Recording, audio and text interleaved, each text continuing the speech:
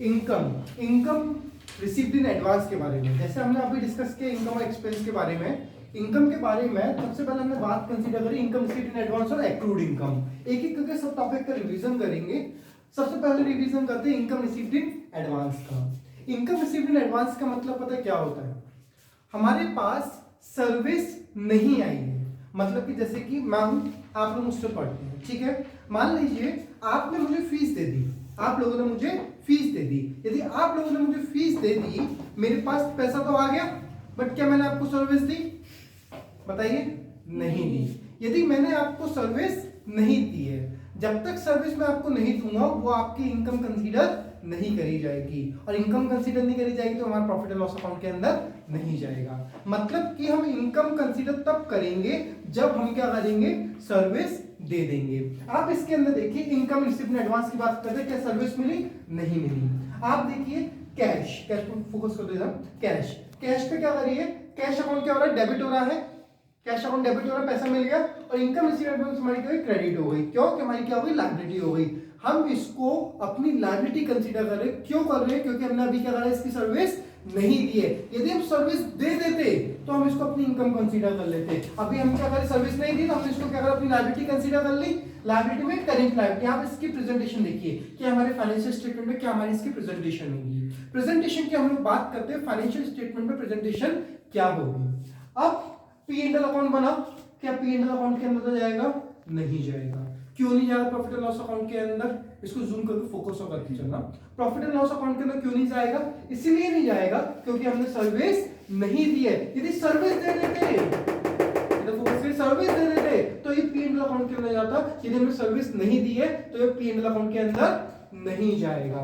Clear? तो सिर्फ balance sheet में जाएगा। आप इधर देखिए कैश, पैसा आया तो कैश डेबिट हुआ, डेबिट हुआ तो असेट करने के 10 बढ़ गया, और लायबिलिटी के अंदर इनकम रिसीव्ड में एडवांस चलेगा। बैलेंस शीट मैच हुई जी, यहां से बैलेंस शीट मैच हुई। बैलेंस शीट खेल किस चीज का है?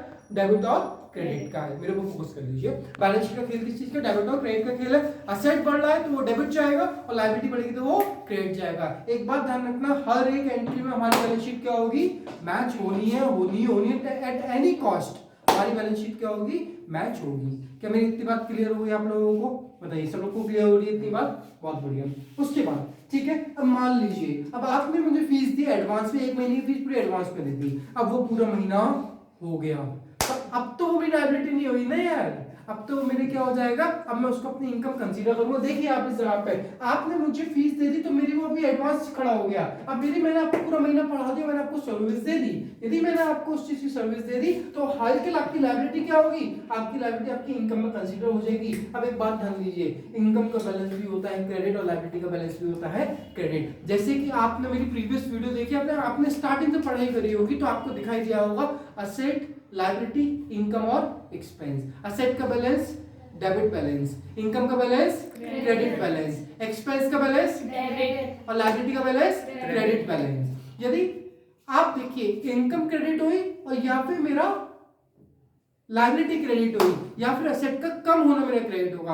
आप मेरी बात ध्यान से समझिए, इनकम हमारी क्रेडिट होगी या हमारी लायबिलिटी क्रेडिट होगी। आप देखिए मैंने यहाँ से लायबिलिटी को क्रेडिट हटाया तो क्या पता दूसरे क्रेडिट के इम्पैक्ट डाल दिया, पी एंड एल करना गया। भाई क्रेडिट ऊपर डालो नीचे डालो, बैलेंस शीट मैच होनी है ना।